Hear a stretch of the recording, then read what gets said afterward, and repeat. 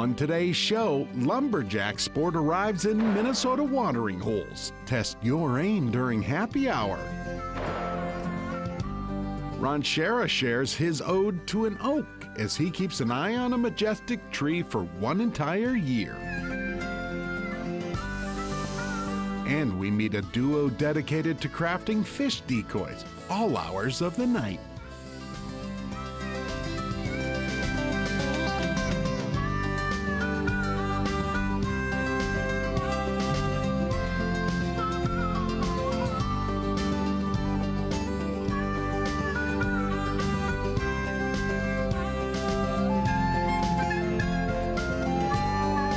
Minnesota Bound. Brought to you by Minnesota Select GMC dealers. Hey everybody, Laura and I welcome you to the show. A stereotypical lumberjack is known as a burly, bearded, strong man who braves the environment. But now you don't have to really be any of those things to test your lumberjack skills.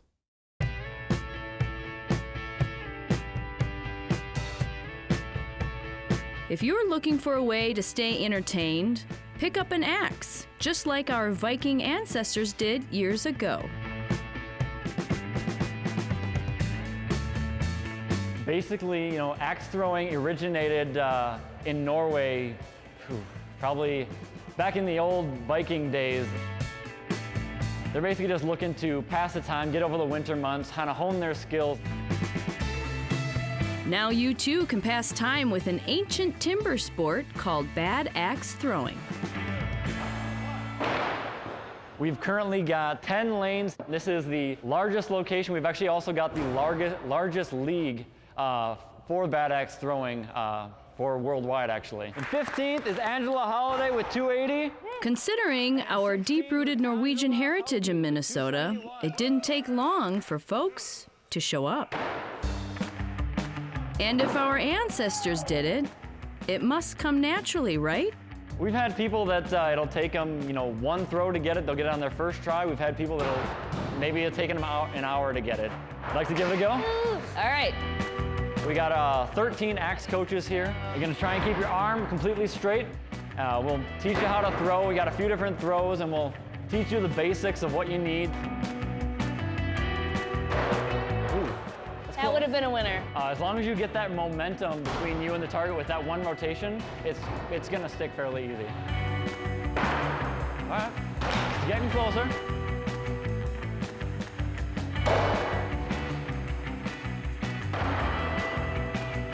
I mean, for the record, it did go there, it just didn't stick. You get 10 throws. The bullseyes were 6, and then it goes out to 4, then 3, 2, 1.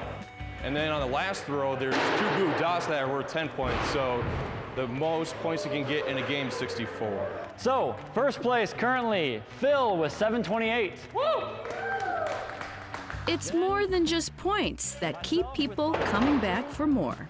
I think there's the kind of Vikings aspect of it too. I mean, that's kind of cool to throw axes.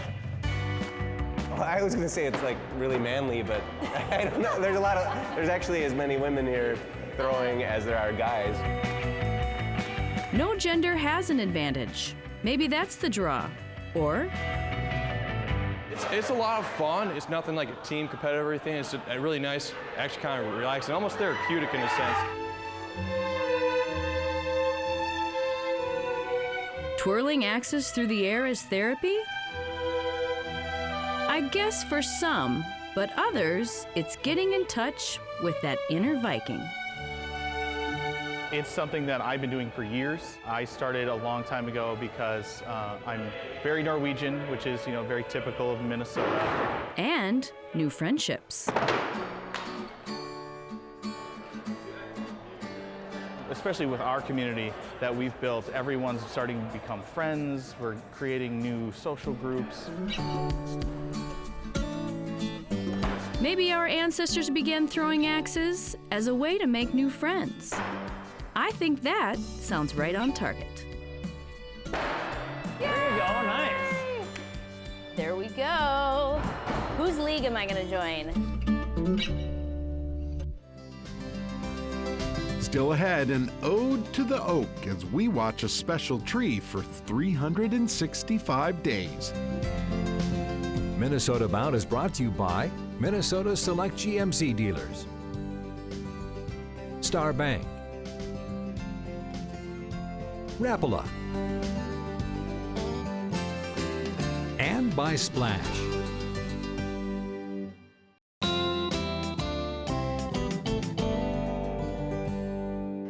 Soon we'll watch the dull winter canvas melt into spring bloom. Many Minnesotans love the season of change, and that's exactly why my dad vowed to peek in on the seasons of a very special tree.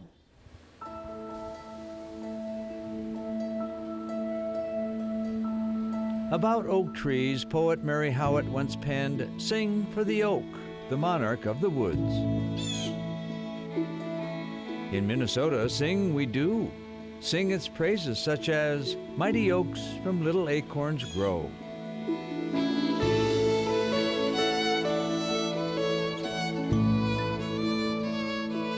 But first, an old question.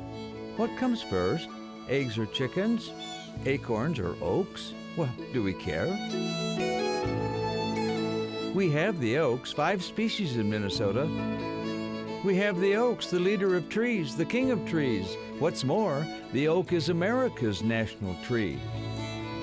So, mighty oak, this is your life.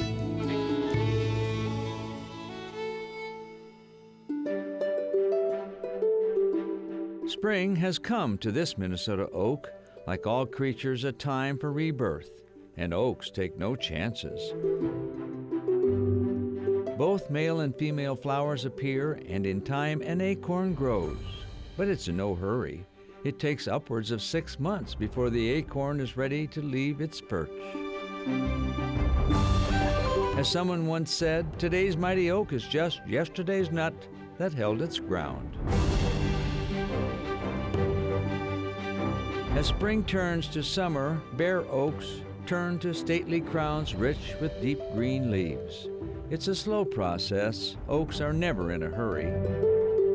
An oak may be 20 to 50 years old before it even produces an acorn. But when you live 200 or more years on average, what's the rush to parenthood?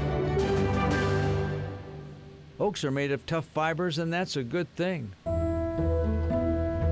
Oak wood has many uses, from wine barrels to sailing ships to top-ranked firewood. Through the ages, oak trees also have been revered, a symbol of wisdom and towering strength. Some Indian tribes saw the oak as a symbol of longevity.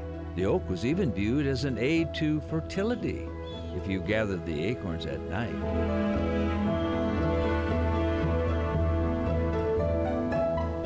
As summer wanes and daylight dwindles, mighty oaks reflect the change.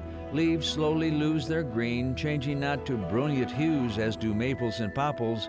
Rather, the oak's autumn leaves turn to the dull red of a tree not needing to beg for attention. And too, the acorns fall, to the delight of squirrels, deer, wild turkeys, black bear, even hogs down on the farm. Some autumns yield a bumper crop of acorns, other years not so many. It's said the bumper crop is the oak's way of survival, producing more acorns than critters could possibly eat. One tree might drop up to 2,000 acorns in just a few days.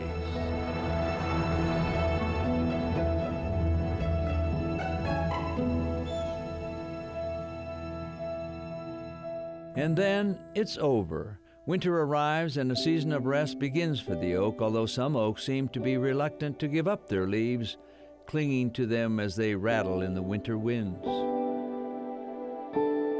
Fortunately, falling snow and freezing cold are no match for the king of trees. The seasons change with impunity. It's been written, every noble achievement is a dream before it is a reality, just as the oak is an acorn before it is a tree. So, my friends, dream of planting an oak tree. Poet Bernard Shaw did. He wrote, "I took an acorn and put it in a pot. I then covered it with earth, not a lot. My oak tree for hundreds of years will live. Perhaps the most important thing, I had to give.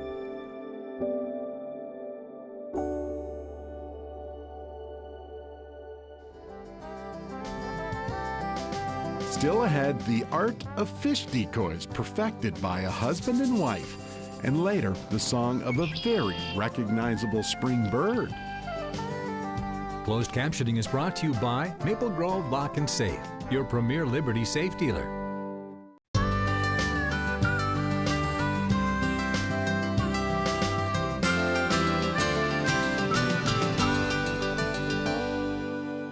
This next story is an absolute winter favorite of mine. When we first heard about Rick Whittier and his wife, we decided we needed to drive all the way to North Dakota to carve out their story.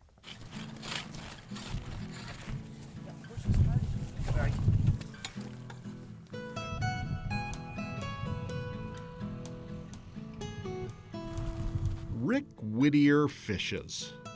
This is why I do what we do. But never did he ever think angling could keep him awake at night. With liking fishing, it just fell into place. Rick Whittier's story starts in a dusty North Dakota basement.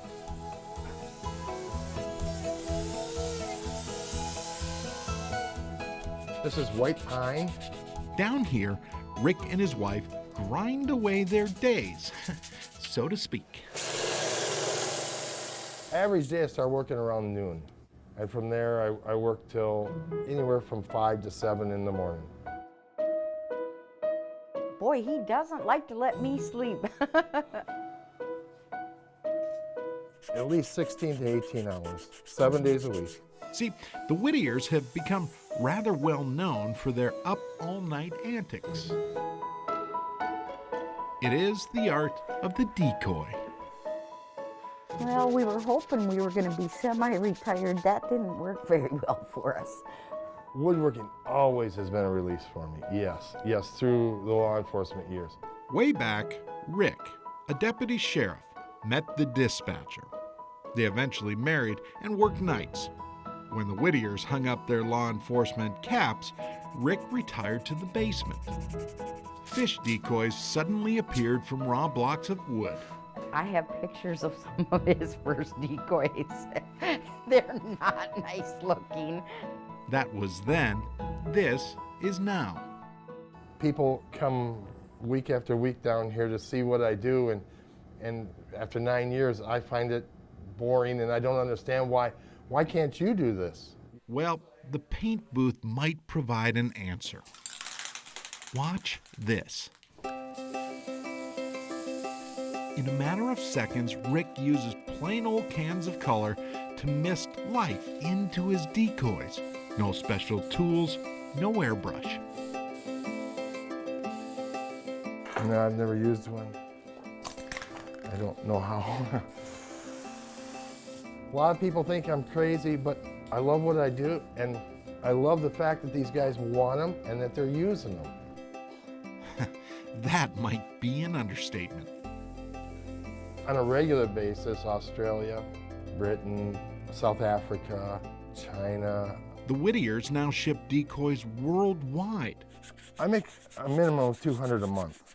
Which is why unbelievable demand forced Rick to share his hobby with wife Connie. So he tried to teach me how to carve, and he said, no, you were right. I can't teach you. I never used to allow her down here, but yeah, you know, she's really good at what she does now.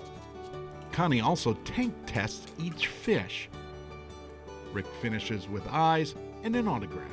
They are all signed. Yes, they are. Every one of them, and dated. We're putting a lot of decoys out there, and they'll always be out there. They'll always be talked about, whether I'm here or gone. It's more important for me that they use them. It really is. That they're enjoying them. It's functional art. Funny thing, even during late night hours, Another order. the phone still rings. Maybe they need a secretary.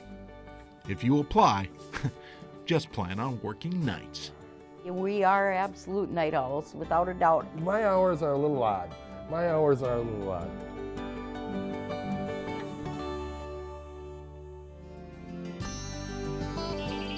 Coming up next, a so familiar sound of spring. Get to know the blackbird with the colored wing. Minnesota Bound is brought to you by Connecticut, Mountain Dew, Minnesota Rebound, and by Totem Resorts, the premier destination for world-class fishing.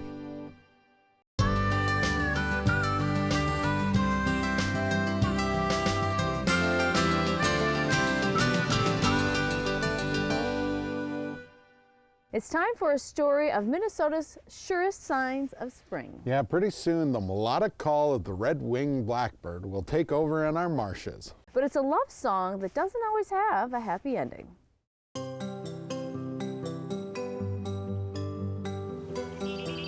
This is Minnesota's Song of Spring, sung by the male red-winged blackbird in a melody we who live in the land of snow and ice are so happy to hear.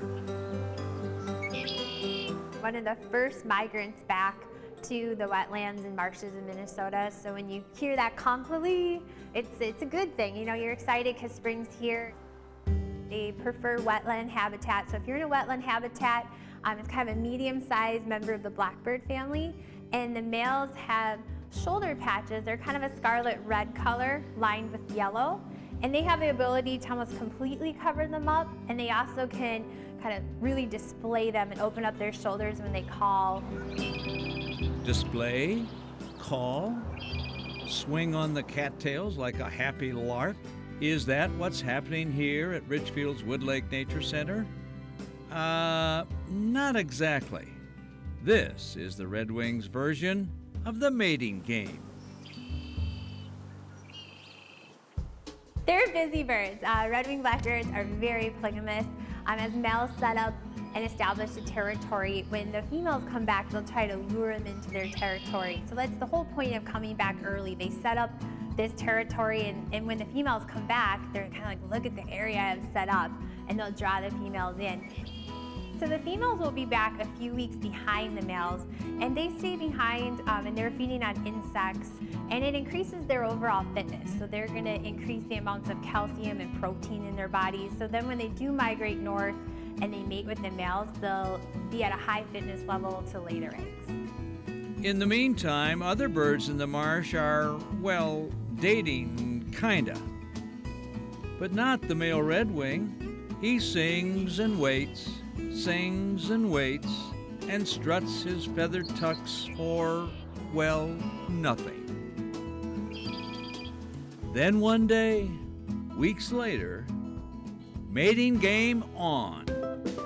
So the female red-winged blackbird looks nothing like the male. You know, if you're in a wetland habitat and you see something that looks like a larger sparrow that is kind of moving in and out of the cattails, it's probably a female red-winged blackbird. She looks like a large sparrow, and she has kind of a white eye stripe above her eye.